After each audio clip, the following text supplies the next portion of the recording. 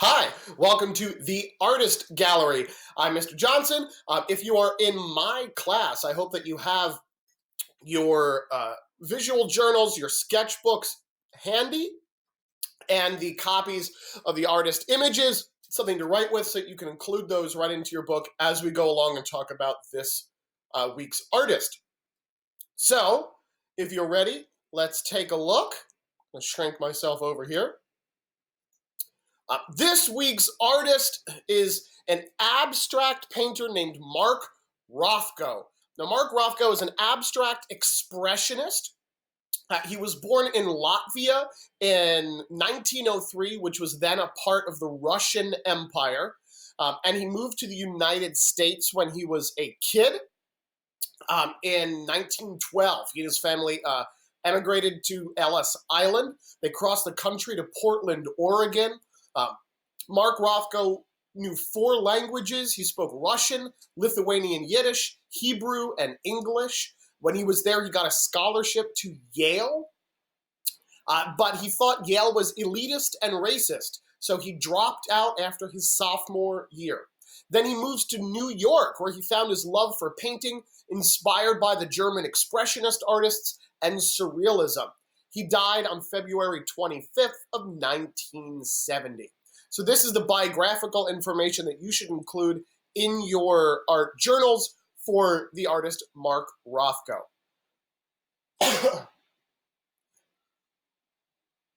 All right, so I'm going to show you a video that's going to talk a little bit about Mark Rothko's upbringing and art style, and as well as kind of the changes that his art goes through to get to this signature style, which you can see on your screen right now, is kind of color field painting. It's these rectangles of color sitting one on top of another.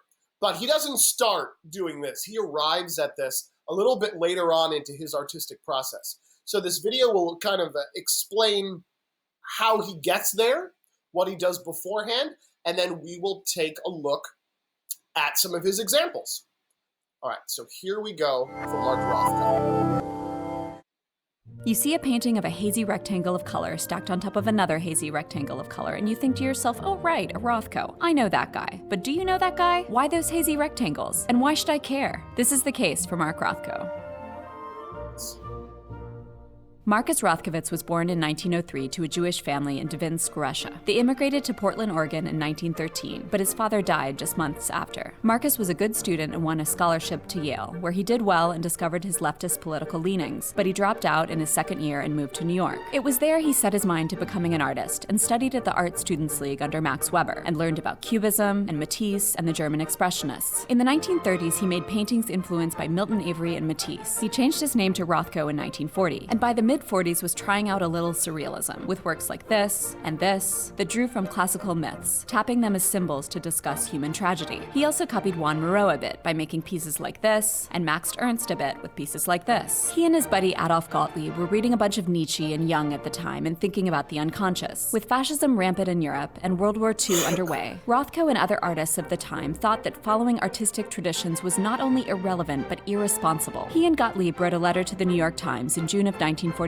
saying, "There is no such thing as good painting about nothing. We favor the simple expression of complex thought." Rothko wanted to answer the big questions, and he was trying to find his own way to do that. Large, flat, misty areas of color started appearing in his paintings. The works became more and more reduced and simplified and geometric until he went completely abstract in 1947. By 1950, he had found his jam, and then he just kept on doing it. At the time, Rothko's paintings were utterly new. Before then, color was usually tied to narrative content, but Rothko was asking color alone to draw out emotion. Yes, he did basically the same thing again and again from 1949 until his death in 1970, but for him it was an extremely useful and seemingly inexhaustible structure within which he said he could deal with human emotion, with the human drama, as much as I could possibly experience it. He said this style offered him the elimination of all obstacles between the painter and the idea, and between the idea and the observer. By getting rid of anything that triggered history or memory or narrative or even geometry, He was trying to create an overwhelming sensory experience for the viewer through monumentality, simplicity, and stillness. Many have described standing before a Rothko as a religious experience. He would layer glazes of color to build hues so deep and rich that they seemed to glow, something Renaissance artists like Titian and Giorgione also did to great effect. The symmetry of Rothko's work also connects it to religious painting. Collector Dominique de Menil said Rothko's paintings evoke the tragic mystery of our perishable condition, the silence of God, the unbearable silence of God. In 1964, de Menil and her husband John commissioned Rothko to paint a set of murals for an octagonal chapel in Houston, Texas, which you can visit today. The murals are somber, using dark maroon, purplish red, and black. With these, he wanted to create a sense of enclosure and a space for meditation. Rothko was a deeply troubled and depressive man. He took his work very seriously and spent a great deal of time and focus and angst in creating each of them. In 1958, he was asked to create a set of murals for the Four Seasons restaurant in the new Seagram building in New York, calling it a place where the richest bastards in New York will come to feed and show off. He set to his task using a dark palette and planned for the enormous paintings to hang oppressively overhead, wanting to make the viewers feel they are trapped in a room where all the doors and windows are bricked up, so that all they can do is butt their heads forever against the wall. But he eventually decided to hold back the paintings, and instead gave them to the Tate in 1969, where they still hang today. Rothko strictly controlled the environment of his paintings, demanding they be shown in low light, in groups, encountered at close quarters, and never mixed with work by other artists. He did this not to be difficult, but because he cared deeply that you have an immersive, transcendent experience. You're not looking at the paintings, you're with them and within them. More than anything, Rothko wanted to make you feel something, to encounter the undefinable, to stare into the void, to confront universal human tragedy.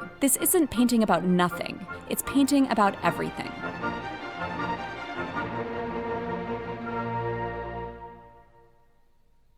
Oh, I love that video. I think it does such a good job at explaining kind of where Mark Rothko comes from and what he's doing with this style of art. So when you look up Mark Rothko, this is the type of artwork that you're going to find. This is his signature style. So as the video said, right, he's born Marcus Rothkowitz. He changes his name to Mark Rothko after art school. He studies art. And although he studies lots of different types of art, this is the style that he creates for himself, and it's what he is best known for, this kind of color field painting. Now, paintings by Mark Rothko normally sell between $3 and $50 million each, and the paintings are large in scale. So if you noticed in the video, when they showed the paintings in relation to something else, they're often 4 or to 12 feet in size, right, in one dimension. So these are very, very large paintings, and there's a reason why Mark Rothko does that. So this painting on the screen, the first one that you should include in your art journal or your sketchbook to go along with Mark Rothko, is known as number 3/number 13. Now, what's the deal with a title like that? What does that mean? Is this the 3rd or 13th painting that Mark Rothko did? No. So abstract expressionists, which is this style of art that Mark Rothko was generally associated with, did not give very descriptive titles to their paintings. And the reason for that is that they wanted to leave their paintings ambiguous and open to interpretation by the viewer.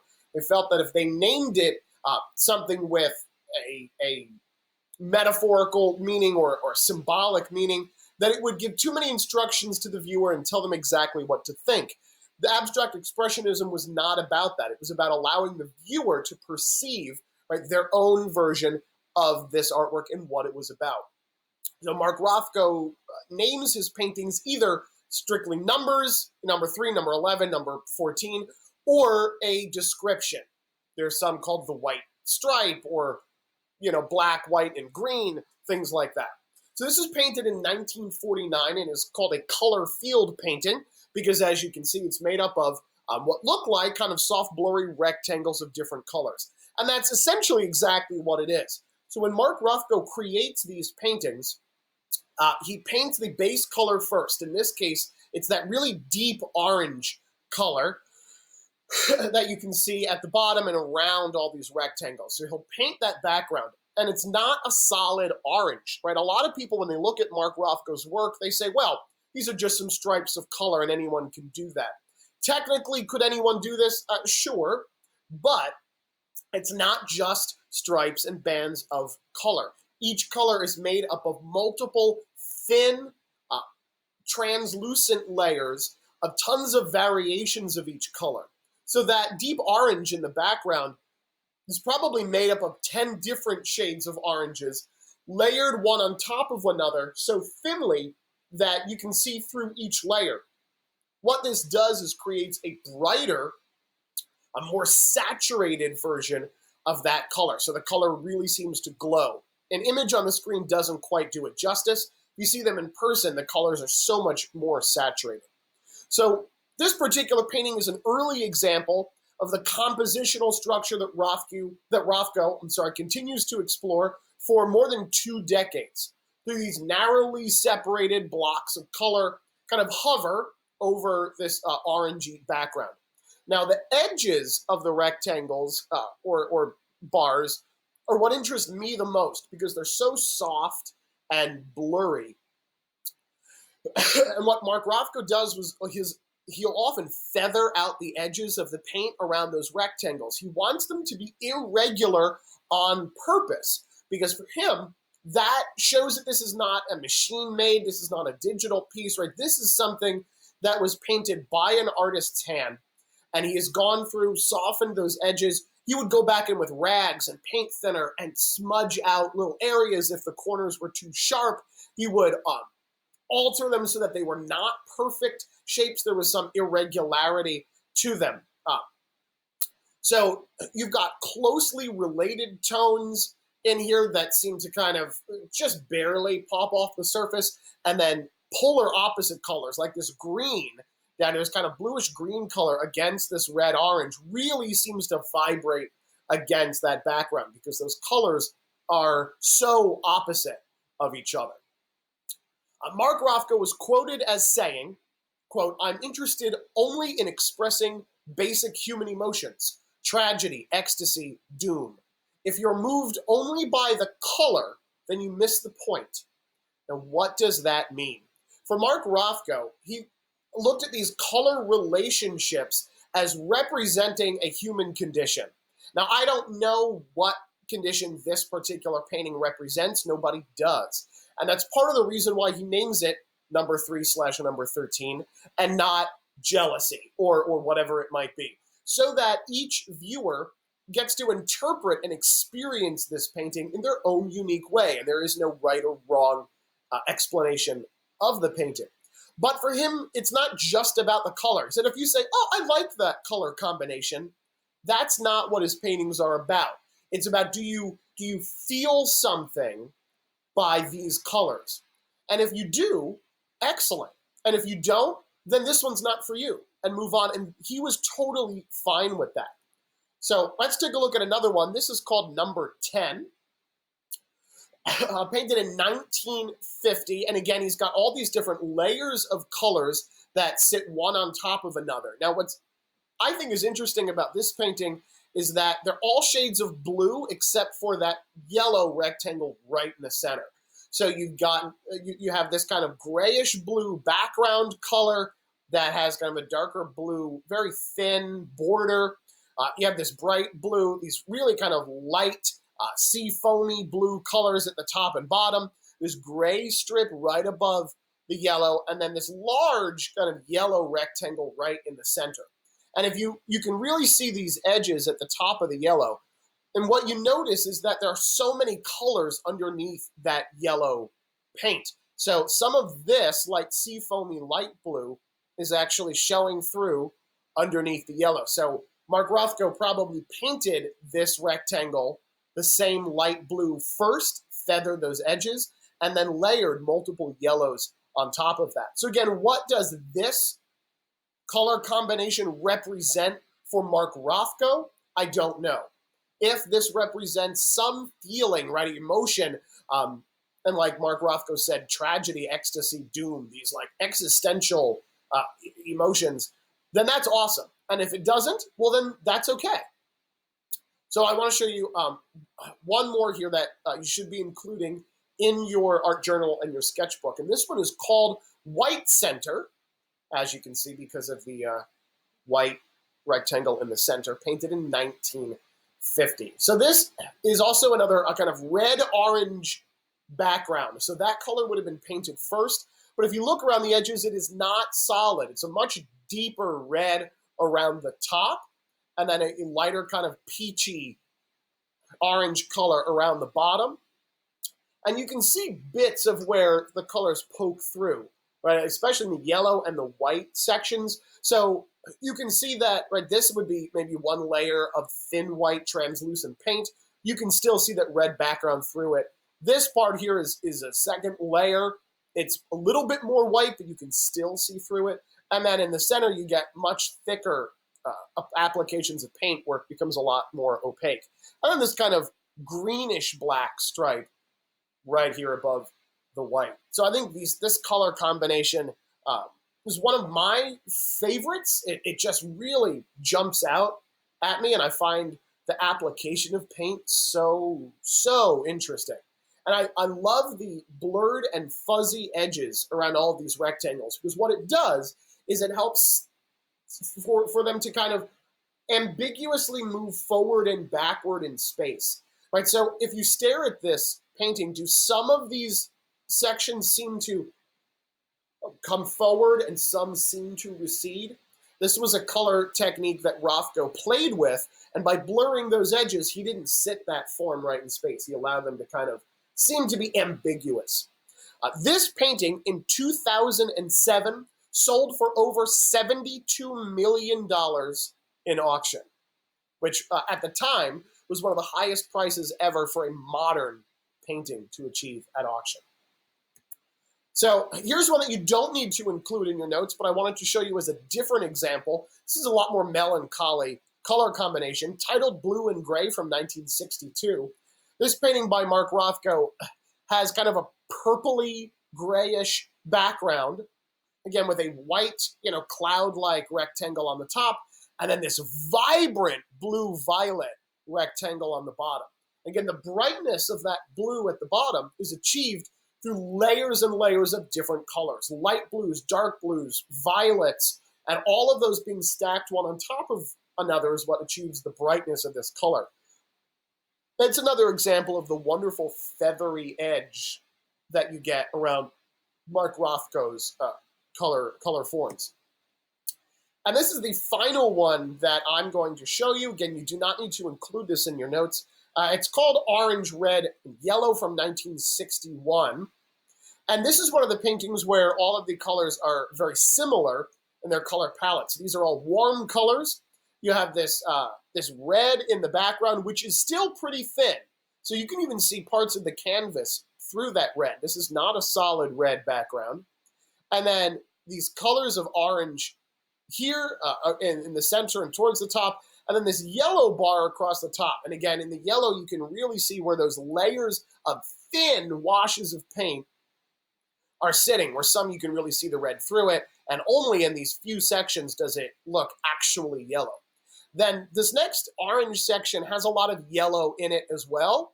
You can see that underneath the top layer of orange, whereas the bottom orange section doesn't have that same kind of yellow in it. So I find this really interesting because warm colors can often be very aggressive, associated with things like fire, and heat. So this one I think has a totally different feel for me when I look at it, because these colors just seem to be moving and vibrating against the surface. A lot of it because of how bright, right, all these warm colors are. Now in 2012, this painting, Orange, Red, and Yellow, sold for $86.6 million, which eclipsed his previous painting, White Center, which sold for $72 million. But this painting went at private auction for $86.8 million. So just let that sink in for a few minutes. Maybe I've been doing something wrong this whole time. So Mark Rothko also, not only did he do all these paintings, I'm going to move this down to the bottom, but he had a very specific set of criteria when his paintings were to be displayed. So he wanted to ensure that his paintings were the only paintings in the room. He did not want another artist's work in the same painting, in the same gallery as his. And this wasn't to be pretentious or to be difficult, but it was so that the viewer could fully encompass themselves with this type of artwork and really get to sit with it and get up close to it without being distracted, right, by any other subject matter. Because this is purely abstract, right? Abstract means there is no recognizable subject matter. So you're not going to find something that represents a person or a landscape in any of Mark Rothko's work. It's purely about the color and the forms, and that is it. So this abstraction, which means, again, there's no representing real life, you wanted that to be the focus of the experience when you sit in the room. So this is one photo from the Mark Rothko gallery that shows kind of the scale of these paintings on the wall and what you might experience if you were looking at them. So I have a journal entry for you. So here it is. Whoop. Nope, there it is. So for your journal prompt for Mark Rothko, this is what I would like you to write after the artworks that you've included. What emotions or feelings do certain colors remind you of? Think of as many colors as you can and write what emotion or feeling comes to mind when you see these colors. There's no right or wrong answer for these. And this you can even do as a list. And I want you to really think, and it should be personal, not, oh, green symbolizes this. But when you see a certain shade of a color, what feeling or emotion do you think that represents to you? Try to think of colors outside of just red, orange, blue, and green, but maybe those colors in between, magenta. What about silver or gold? What about white, gray, black? What about like a blue violet or a turquoise or a yellow green? So really kind of explore what you think these represent. I hope you've enjoyed our presentation on Mark Rothko, and we will look at another artist next week. Take care.